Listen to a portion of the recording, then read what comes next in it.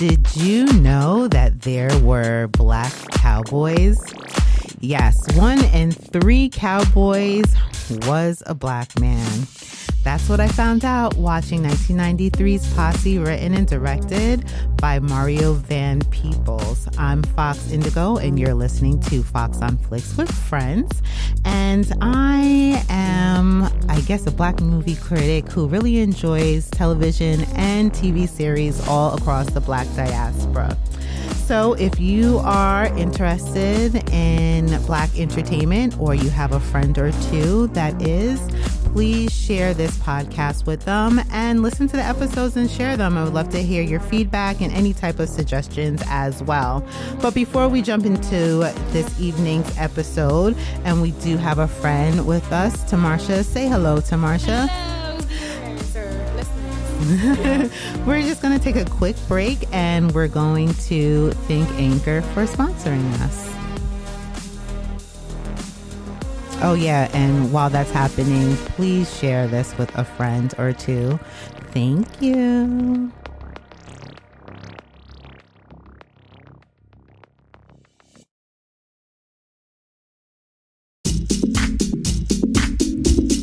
Greetings, friends. You're listening to Fox on Flix with Fox Indigo.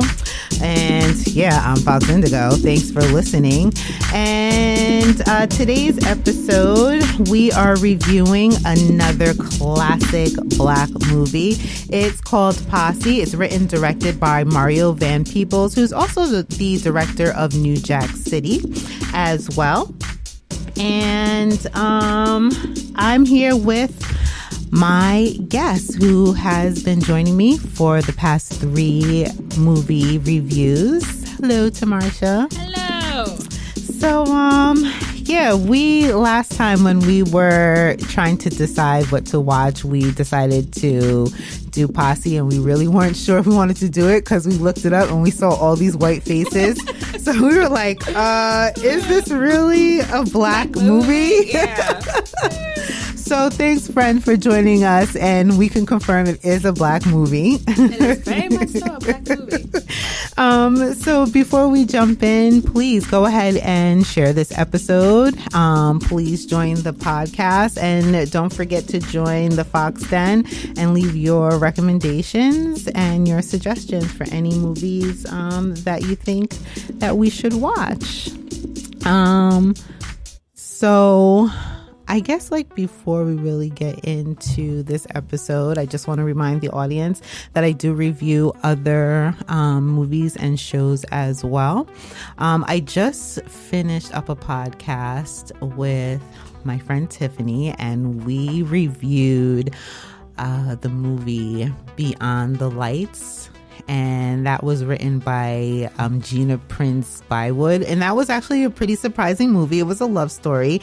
And please check out the podcast. Because again, I haven't done any romance. So it was a very interesting movie to watch. And it was really enjoyable.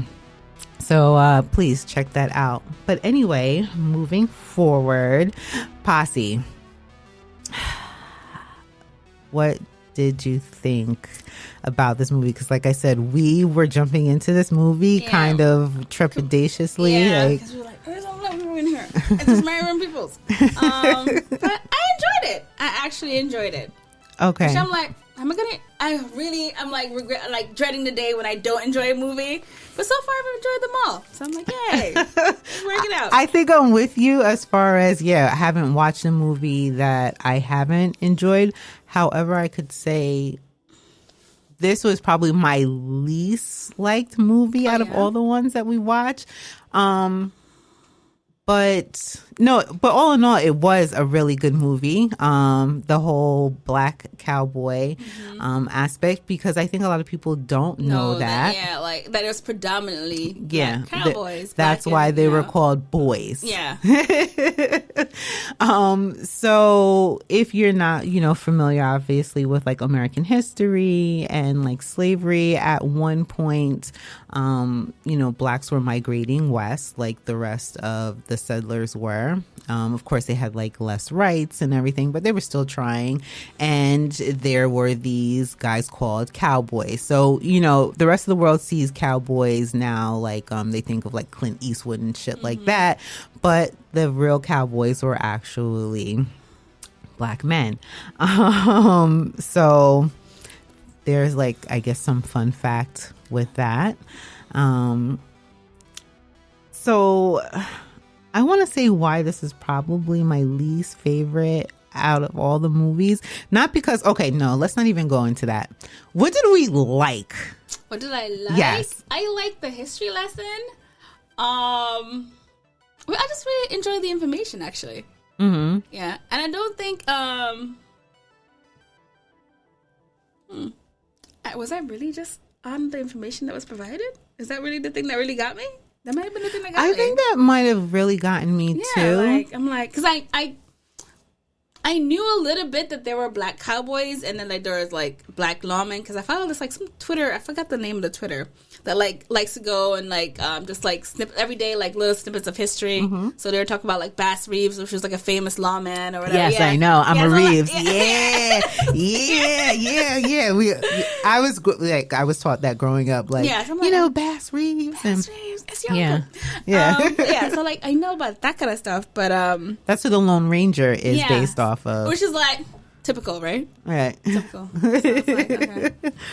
Yeah, okay. You know what? I agree. I think that's probably what caught me up in it, and just like the history of black men out west, and just the idea that they fought in all, like, basically all the American wars. Mm-hmm. And I liked the story, but then there were points where I was just like, wait a minute, huh? Yeah, like, this is so convoluted. Like, everything is just like changing. And so I did some research on Mario Van Peebles to kind of get a little bit more of a background on him. So his father was a famous director during the blaxploitation. So watching Posse, I kind of saw that influence in it. So I really liked the camera work. I'm sorry.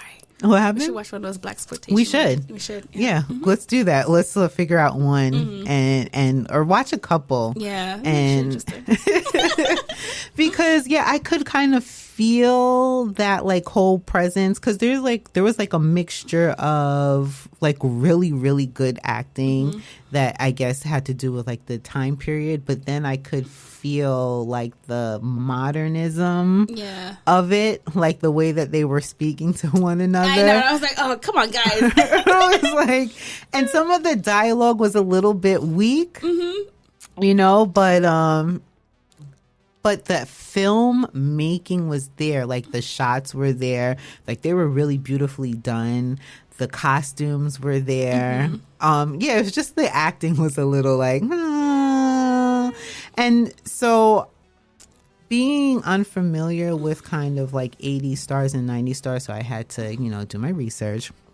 So in the movie, well, I know some, like, there's Blair Underwood. I'm familiar with Blair Underwood. I'm familiar with Pam Grier because she was like a big blaxploitation star. But then there was Big Daddy Kane, who was my favorite character, which was Father Time. Father Time. I was like, oh, that's Big Daddy Kane. Like, that was my favorite character. Then there was like Tone Loc. I didn't know who he was until I looked him up, and then I saw he sings the song Wild Thing. So I was like, and I actually liked his character too. And then there was like Sally Richardson, who I thought I didn't know until I looked her up, and then I saw she was on 6 seasons of Eureka, and she was one of the main characters. So there you go, surprise. So if you like sci-fi, she's in this movie. This is probably one of her earliest movies, and you see her titties and everything. And that's what I was looking for, because you watched it before me, and then you were like, there's a lot of breasts. So, that's what I went in waiting for. And you're right, there was a lot of titties. There was a lot of titties. And can I say that the scene where he puts her tit in his mouth. Oh. I was like, are y'all dating? I don't know. I just never saw that in a movie. Oh, really? Oh, that's the modern actors now. They're like, we're going to really simulate real sex. Yeah. Do they simulate real sex now? Yeah, now they do. They do? Yeah, now they do. I haven't been watching those movies then, because that really caught me off guard. Like that was the thing that you remember when Scandal? When Scandal came out, that was the thing that was like that. I think that was the thing that got them the most attention. They had the titties? chemistry. No, we didn't see any titties. Oh. It was on like primetime television. I was like, but wait. the chemistry between Kerry Washington and Tony Goldwyn, and it was just like there was a lot. It was really hot. Yeah, so I think that was the thing that put him over the top, and then. See, it's hard for me to watch because to me, in my mind, he was always the bad guy in Ghost. Oh, yeah. So that's all I always saw. And I didn't really watch Scandal. So I was like, wait, there's titties in that too. Oh, yeah. Oh, so maybe it was the acting. Because, yeah, that sex scene between Mario Van Peebles and her character, I was kind of like, and then he was like grabbing them and stuff and like squeezing them. He was like, I'm going to give you a real scene. Yeah, I was like, we're method actors. Yeah. We're going to play the real part. I was like, oh, this is something else. So I was like, I hope they were both single when they were doing this. Like, probably not. Not. Yeah, I would want to know, like, were you dating during that time? They were having And right. Oh, and then let's not forget there were notable white people. So, like I said, when we first looked it up, all we saw were white faces, and so we were like, "How is this a black movie?" But it really was. And so there was Billy Zane, and Billy Baldwin, and Stephen Baldwin. Oh yeah, Stephen Baldwin. Yeah, so yeah, it was Stephen Baldwin, one of the Baldwin the millions brothers. of Baldwins. Yeah, right, exactly. Choose one. It was one of them. They all look alike, kind of. You know, one murdered somebody on a movie set, and you know, I don't know. So yeah, Billy Zane, who you said last time, like off. You know, the mic, you're like eternal bad guy, which he is. He is. Wait, yeah. he hasn't been in anything like in the last while, right? I don't know. I bet you he has, and we're like, he hasn't been in anything. He hasn't. He lost his career. But yeah, he's always the bad guy. He was the bad guy in Titanic. He was the bad guy in. Oh, that wasn't him. I see him in another movie in my mind, and I'm like, yeah, you were the bad guy in that too. I wanted to say it was The Mummy, but it's not The Mummy. Was he? I don't think. I think he was like the second one or something, right? Was he in one of them? I just see him like as a bad guy. You're always the bad guy. You're always the villain. Yeah, he's been typecast. So yeah, right. Kind of to see him in the movie was like, oh, Billy Zane, bad guy, of course. You know. But I will say the thing I appreciated is that there was no rape scenes. Yeah, that was good. I was like, oh, look at you. The movie was pretty actually humorous. Mm-hmm. Even though there was like a lot of gun slinging and tits hanging out and stuff, it actually had like a good sense of humor. You had the character. Well, there were like little racial jokes. Yeah. I guess that were done in good humor. Good, you know, like when Little J, Stephen Baldwin character, like comes into the black encampment and he's like, who turned out all the lights? Oh, yeah. At first I was like, wait, what? And then I was like, what kind of joke is this? And he's like, don't kill me. I was like, oh, okay. And when he was, what did he say? Something about Billy Zane's character said something about like the tea. Oh, Mortisa? Yeah. And I didn't get it. So it took me a second to get it until he was holding up a teacup. I was like, what? Yeah, I was like, what? He's the last? I was like, oh, he's a native. I thought so too. I was like, oh, okay. He's so rich? Okay. Yeah, no. Then he held up the teacup. I was like, oh, more tea. Yeah, I was like, you fucking dickhead. So, yeah, so the humor was definitely there. And you know what I also liked? I like the fact that it might sound weird. So they were a posse. Mm-hmm. So basically this movie is about like this group of black men during the Spanish-American War who were kind of like set up to take the fall for, I guess, robbing, I guess, like some group in the Spanish, on the Spanish side. Yeah. and they were set It was up. a plot by their commander. Yeah, by their commander, and they ended up not deserting because they got set up, so they basically kind of like fought back and they ran away with the goods. Yay. And then they were the whole movie they're like being pursued. Yeah, because right. the commander had plans for the goods because he was going to set up his own little political career or whatever he was going to do. Right. So the leader is Mario Van Peebles, who plays Jesse. Mm-hmm. And he's like their fearless leader, and they follow him around, whatever. Except he has plans. He has, yes, he has plans of revenge. Right. So he has his own backstory that we have no idea about but it's kind of like it just happens. It's like they get set up, they're being pursued, and then all of a sudden, like, oh, wait, Jesse has something else going on? Like, because then we learned, like, in this, like, he was sentenced to life in the army. Right. Like, and that's why he's really there. Right. Yeah. Not of his own free will. He was just sentenced to life in the army. Right. No, I mean, I guess that's not bad. I don't know. I guess it could be worse. So. Right. Yeah, I mean, you only go home in the chain game. Right. I don't know. So now they have like this group called his posse, whatever. But I like how the members of the posse change because, like, they get killed off. Like, one gets killed off, and then they find somebody else. Then someone else gets added, and someone else gets killed off, and then someone else gets added. Because at one point where they make it to, like, the Freemanville, and Papa Joe or whoever. Yeah, I was like, when all of a sudden is he part of the posse? Exactly, like, I've always been here. I was like, when did you become part of the posse? Or even Father Time. It was kind of like, but I loved it. I don't know why. I really liked his character. Oh, yeah, Father Time? Oh, I did. did. He seemed like a really cool guy. Yeah, I was like, I wanted to get to know him better. Too bad. Yeah. And then the little the squeaky one, whatever his name was. Oh, Wheezy? Wheezy, yeah. Wheezy. Wheezy. He like, was annoying. we're part of a gang. Yeah. Like, shut the fuck up. Shut up, Wheezy. He didn't fit. That, you know what? To me, he didn't fit.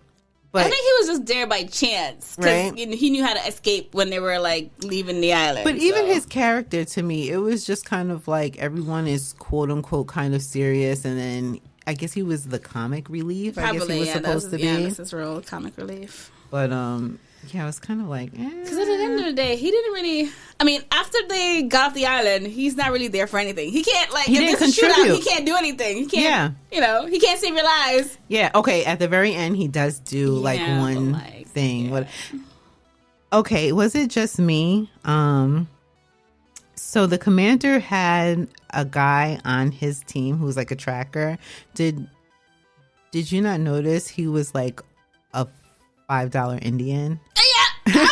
Oh, okay. I was like, he's long. He has long hair and it's blonde. It's blonde. And he's supposed to be like a tracker, and then he's like a mohawk. And I was just like, okay. Is this guy a $5 Indian? Like, what the hell? I was like, this is really weird to me. Like, yeah.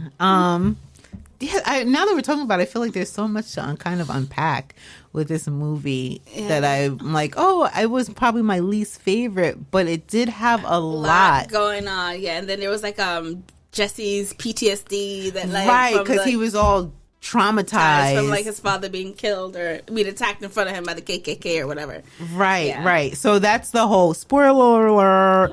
Yeah, so that's kind of like the second half of like the story is that Jesse is going back to the town that he was, I guess, arrested and sentenced to life. Yeah. And like I guess the town received him with open arms. It was like Jesse's back, you know, and guess word got around. Yeah, you know. I was so like, you know, when he got back, I was so disappointed by that black deputy that ran and hightailed it to that guy. I forgot his name, the white sheriff or whatever. Yeah, I don't remember the white sheriff's name, but that was like I was like, you son of a bitch. So yeah, okay. So there were like a few twists. to me that I was like, oh, I didn't see that coming. But then at the same time, like, this is kind of makes the story a little convoluted. It was just like, you're a backstabber. Wait, what's happening? What is really happening in this movie? Like, what am I supposed to be getting out of it? You backstab all the time. Can't trust nobody, especially where money is concerned. I guess not. So if you were a part of a posse, I mean, who would you be? What would be your character? What would be your contribution? Well, I have no weapons knowledge, so I'm just gonna be the damsel in distress. I'm gonna be the damsel in the whole time. Like, no skills. Someone save me. Well, I'm going to think about who I would be too, but let's take a quick break. And friend listening, think about that too. Who would you be if you were part of like this escape posse and you're living out in the West? Who would you be? So let's just take this really quick break, and we're going to thank Spellbound for sponsoring this podcast.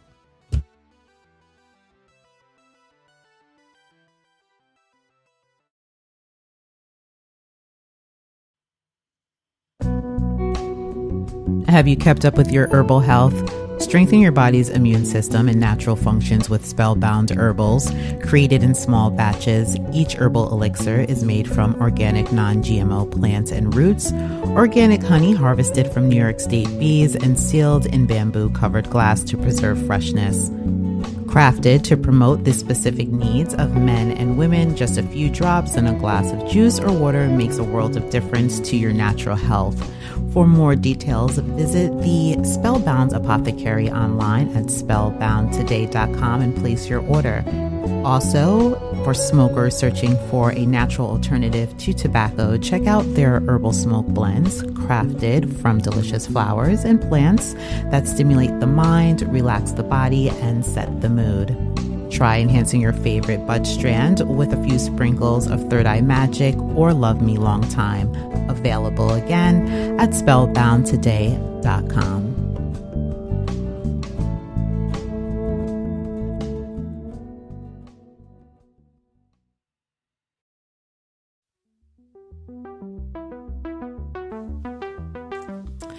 Okay, so thank you, Spellbound, for that sponsorship. So before the break, I had asked, who would you be if you were a part of a posse? And Tamarsha said she would be the damsel in distress. Or I'm just thinking, I might be the fucking Wheezy. I'm the Wheezy. Oh my God. I mean, well, in the end, you come through, though. You do come through. I guess I'll wait to the end of the story. You're the underestimated one. That's the thing. Wheezy was underestimated. I don't know. See, I feel like I'd be more like the fly on the wall. Like, I feel like I'd be the person who's kind of like walking around the town, listening to conversations, like coming back, like, hey, so-and-so said. And this is what's going down. Yeah. Get out of here now. Yeah. Yeah, I think I'd probably be like that person. I don't think I would be, one of the guys like, yeah, let's get drunk and let's, get with these prostitutes. Like, because they were doing too much of that. And I just felt like. Which, I mean, for the time period, I think it makes sense, right? Like, they didn't think that they were going to be tracked. Like, I feel like you guys should have known. They were reckless. They were very reckless. Yeah, that's what I feel like. They were really, really reckless for deserters, quote unquote deserters. Like, you guys should have known. And you're black. Like, when they got to Louisiana, spending the Spanish, they're like, this could be tracked, but let's still spend it anyway. Right. You guys are dumb. No, we've never been on the run before. This is our first time. Cut us a break. Yeah, I was like, that. Yeah, not too smart there. So, all right, yeah, that's, I guess, who I'd be. So I guess what I want to know from the audience, friend, again, who would you be if you could leave your messages? Follow the Instagram page as Fox on Flix. I would like to see some more interaction. I see the listenership, so don't be shy. Just, put a message or two up. Let us know, what you think about the podcast, and who would you be if you were a part of a posse.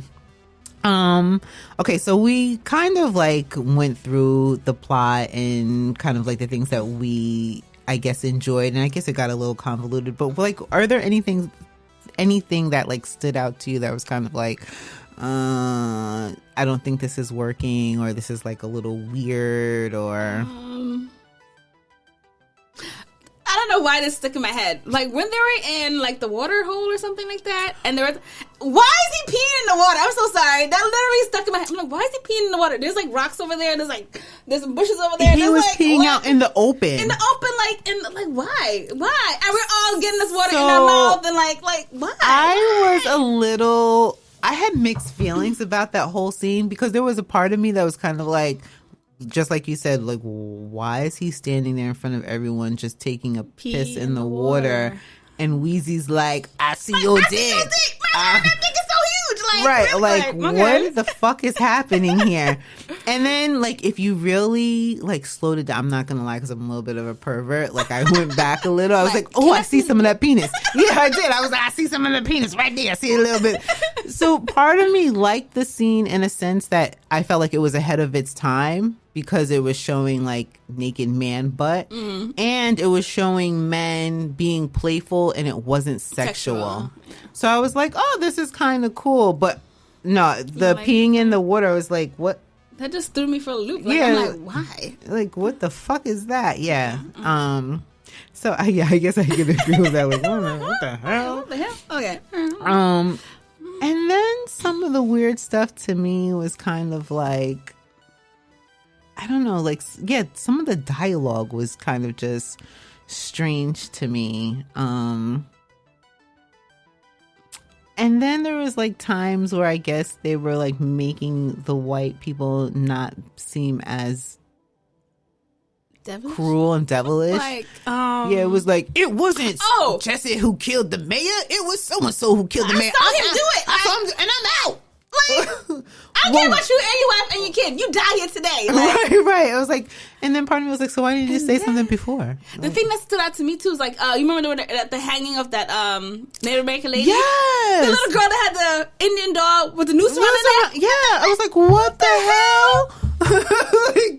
like, oh, we're good Christians here, and so you gotta like, punish them. I know, right? He said the whole speech is like, you're literally hanging somebody, and it was like, why are you acting like it's a spectator sport? Like, that's just so sick and crazy. He's like, yeah, go over and get ready for the hanging. I'm like, wait, what? Like, this is a little strange. Like, yeah, so like you have that part, but then you try to deny that they're as horrible as they are, but you have them literally gathering as a group of spectators to watch a hanging. Right. Yeah. Right, of a Native woman who crossed the fence. That's right. That was her crime. Crossing the fence. Yeah. That.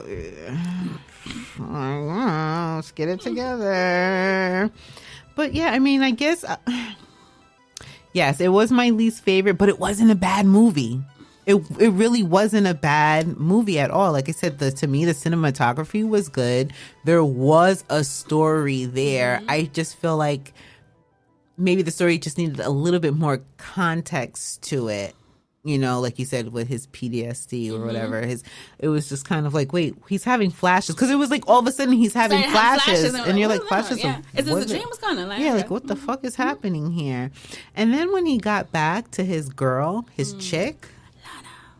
Lana, I was like, is she Native? Is she not Native? Oh, that's another thing that I knew about, like, that there was a lot of slaves that joined Native American tribes. Yes. And then, like, you know, yeah. So, in my, like, past part. 3-4 years, like, I started to doing, like, just more, like, research about being a foundational Black American and finding out that that's true. But as well, there are a lot of Native Americans. Well, this actually was planted into me when I was going to school in Miami. I had became friends with a Miccosukee Indian. And he's actually the one who had shared with me that many Native Americans actually were dark skinned. Yeah. And a lot of them actually did integrate and mix with the slaves. So that wasn't to so a lot of, Black people who are American who be like, oh, I'm Indian. Like, that actually really is not a myth. Like, that really is true. Like, a lot of like African Americans from the South actually really were mixed with Indians. So that was like sparked it. And so then when I started doing my research, finding out that a lot of the natives here were quote unquote already considered black. So I was like, oh. So then I was like, when I watched that, I was like, oh, I wonder if he knew that. And that's why it was kind of like, I'm just going to put this girl in. And it's like, she stands for the native and the black at the same time. And I was like, oh, except for that. Yeah, that's what I thought it was when I saw her. I was like, okay. Because at first she was like dressed like a regular, woman during that time, and then like she gave him the goods, and then all of a sudden she was native again. She had like the choker on. I was like, oh, that's what happens. Like you get that real black dick, and then all of a sudden you're like, I'm back to my native self. Like, yeah. So and then like Blair Underwood's character, the sheriff, what's his name again? Carver. Carver. Okay, yeah. Yeah. Again, another bad guy. But he was a bad guy in terms of. We understand selling why out he's his mad. people. Like, for money. Like, yeah. It's always going to be somebody like that in the group, in the community. It's always going to be something like that in the community. It's something we have to accept. All the way back then, during the Spanish-American War, Jesus. But also the thing about this, I find so interesting. They were all so idealistic about this village, and like it's going to be freedom. Like you got the KKK coming every night, like trying to scare the fuck out of you guys. Right? Like, really? Right. They tried to burn it down. Like. To begin with, and they killed your pastor. So hopeful, and I think that was just really shocking to me. They're still so hopeful, which is like that was probably. I mean, you just ended slavery. It probably was a really hopeful time, but it's like people aren't really thinking about the reality of the situation. It doesn't matter if slavery ended. Free. Like they still think y'all are niggas. Right, but they didn't. Yeah, it's like they were just so hopeful. Like it's over. It's finally over. We're free. It's like you said. Like no, but the KKK's coming. Every night, yeah, it's not. And again, they killed your preacher, the man of God, the one man that's supposed to be off limits. They killed him. Like, and then it was also interesting. There was that couple that was leaving to go back to Africa. Yes, who came and sold his property. So they were like, "We're going back to Africa because it's like so horrible here." Yeah, I wonder how that fared. I know, right? Did they make it? That's a good question. I was thinking about that too. I'm like, the boat ride. Are you guys gonna live? Yeah, exactly. Okay, now that you brought that, because I completely forgot. Okay, this is what I don't want to say didn't like. I have to find a better word to describe something that wasn't fond of. Yeah, okay, I wasn't fond of, but I liked where they were going. Okay, so you know how the movie starts with someone narrating, right? Mm-hmm. And then at the end, you find out who that narrator was. But I'm like, I wish at the beginning you gave more context to what was actually happening, because then you're like, this is what's happening. Mm-hmm. Like, you're recalling something. So, instead of like just telling a story, like this is your actual memories. Right. And I'm like, maybe it would have felt more heartfelt to me if he had started it off with us, the audience, knowing that it's being narrated, and then kind of putting because at the end I was like, oh. And then part of me was like, well, why do you have all this stuff? Yeah, I have two questions about that. First question, the photograph. When would they have taken that photograph? Some of those members are dead. Like, they definitely not taking it on the island. I wanted to know that too. I was like, it would have been so much better if somewhere in the film that photo was taken. So you could. Where would you have taken this? Right. So you can actually make the connection. People that were there, some of them died in Louisiana when they first got back to the U.S. So it's like, how did they take this photo? Right. Someone didn't think about that when they were like, this would be really cool at the end. I know. It's a cool photo, guys. Yeah. Yeah. And then another thing is, I was curious, the little boy, when they found him in the wagon, his parents were dead. What did they die from? Right. I was like, dehydration. I'm like, because I'm like, how did they die? Maybe that's what they died of, dehydration. Maybe. I don't know. I would have to do more research to find out to a lot of people. Because I'm like, oh my God, they're coming. I'm like, automatically, you were like, it's a disease. Right. I'm like, don't touch him. And it's like there was something on their face. I'm like, is it disease? Is that what killed them? Right. And then I was like, maybe it's just dry skin because they were just in the desert. Yeah, yeah. I would have liked some answers about that. Yeah. Yes, them finding the little boy, maybe giving more context to that. Even like I said, the narrator, because you didn't know he was narrating to someone. And you're like, oh wait, it would have been better if he he just pulled his pillows and started talking like I don't know. Right, and then all of a sudden at the end there's like three people. They're like, where the fuck did you guys come from? Like, yeah. Oh, you're interviewing him. He's telling you. Okay. Like, yeah, I think it would have just been better if you had introduced those three characters to begin. Like, hey, we're here from the blah blah blah. Yeah, Smithsonian. Yeah, like something like that. Yeah. Because it just. Yeah. Okay, so I wasn't fond of that. Yeah. Okay. yeah. Me neither. It's like, okay. Thank you, audience, for being with us. Again, we're talking about Posse. You can find it streaming on Amazon. I'm not exactly sure where else around the world, but do your due diligence. Again, it's written by Mario Van Peebles. So you can look that up and find a little bit more about Black Cowboys. A little bit more history. Like I said, the Cowboys, they weren't like Clint Eastwood and who's the other famous cowboy? John Wayne. Mm-hmm. Yeah. They weren't all John Waynes and Clint Eastwoods. All right. Also black, just not in the movie. They were Jamals and Derricks, and Tyrone. Yeah, exactly. So I encourage you to keep listening to this podcast.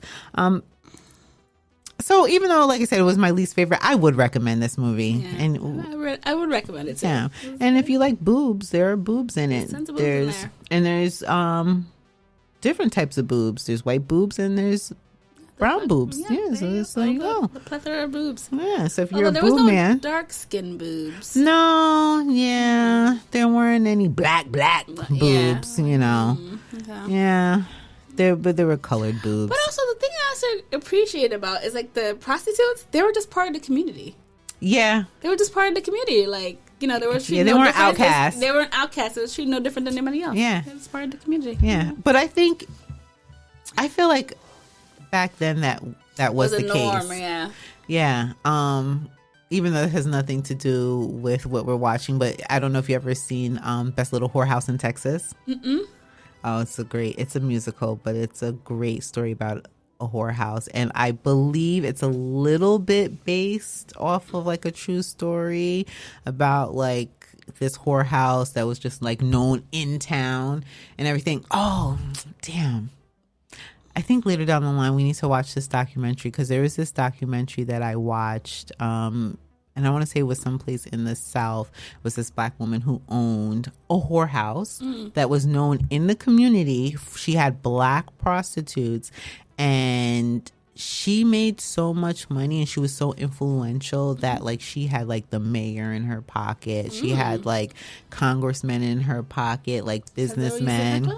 And they were using her girls. And it was very interesting because it was like, these white men coming for these black prostitutes. So it was like she controlled them in a sense like, I will tell that you like black women, and like, but they respected her. And that was like it was a really, really interesting. And then like the black people on the block were saying how like she was like a really respectable woman and she kept her property up and like she was like really kind and she was like really giving to the community. So yeah. And then like later on, like people getting all like uptight and like this whole house is not y'all business. Right. Mind your business. As long as there's no condoms on the floor, we're good. Oh God.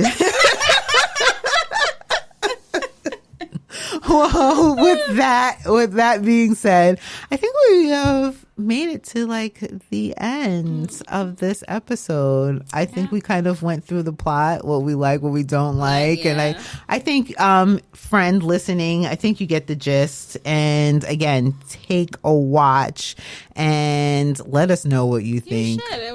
It was enjoyable. It was fun. Yeah. It was fun. Like, it wasn't boring at all. It was really fun. And you'll see, if you're like familiar with like Black films, you'll see like familiar faces. Like I said, Pam Grier is in it. Isaac Hayes is in it. For a moment, yeah, you have Blair Underwood, Big Daddy Kane. Like, Carl Winslow. Oh, that's right. Yes, that was so right. Like, that was so random. Okay, so anyone who doesn't know who we're talking about, Carl Winslow was the dad of Family Matters, which came on TJF. Thank God it was Friday every week. So he was like in everybody's home. So he's like a known face. So to see him in like this cowboy, right, as a movie, barber, right? Oh yeah, you're totally right. That totally. I was like, what? Yeah, like everybody was there. Yeah. Everybody was there. All right. Well, I guess we are at the end. So again, friend, thank you for joining us.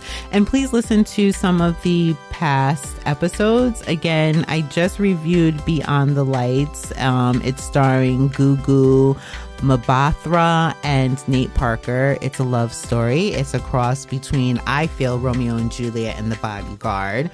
And it has like really poppy music in it. And it was a really nice, loving romance movie. Also, please join me every week for reviewing Lovecraft Country. I'm doing that with Mackinson. Even though the season hasn't been, or the show hasn't been renewed, it's probably one of the best sci-fi Black shows that was, I want to say, that has been on television, probably like in like the past decade. Honestly, when it comes to like sci-fi, there's a lot to unpack with that. So please join us for that every week. And there is a couple of other movies that I've reviewed. Also, you should check out Sweetheart, which is a sci-fi horror movie. You can find that on Netflix. That was actually fun. That was a surprising one. I just watched that randomly, and that was pretty good. It was written and directed by J.D. Dillard, who also did Slight, which is also a really good Black sci-fi movie. Have you seen that? Yeah. Because I'm like, where are Black sci-fi movies? There are actually a lot. There are actually really a lot. I don't think people talk about them because I think people don't know that Black people like sci-fi and we're like into fantasy. Yeah, I do. So thank you, friend, for being with us. Oh, also, Tamarsha, we're going to be doing Fresh. I know usually like we're like, hey, what we're going to do next? But when I was doing my podcast with Tiffany, she's like, oh, you guys should do Fresh. And I was like, well, I do my old movies with Tamarsha. We go back and do that. So I'm like, we could do it and you can join us. So she's coming? She's joining? So she said she's going to join us. Better. So she gave me a little background and I was like, oh, wait, I think I know. Yeah, I haven't seen the movie, but I'm like, I think I know what you're talking about. So Fresh apparently is a movie about a young boy who lives in the inner city and he starts playing chess at the park. Oh, okay. So I was like, okay, I want to see that. So audience, stay tuned for that. Look out for that review. So that'll be me, Tamarsha, and Tiffany. But until then, love, kisses, and hugs. That's a wrap.